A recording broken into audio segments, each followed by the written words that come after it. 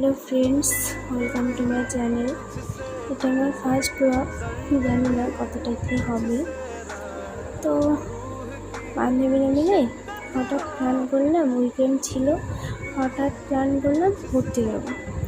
তো দুটো রুমের 6জন মিলে গিয়েছিলাম আমরা। এটা গিয়েছিলাম আসানসোলের সিস্টেমপুর লোকেটেড সেন্ট্রাম মলে।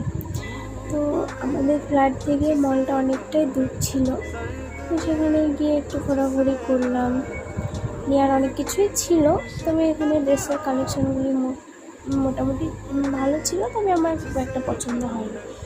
খাওয়া দাওয়া করলাম, খাওয়া দাওয়ার পর সন্ধ্যা হচ্ছে, এবার আমরা ফ্ল্যাটে যাবো, তাই বেরিয়ে পড়লাম। তবে মলের বাইরের ভিউটা অসাধারণ ছিল।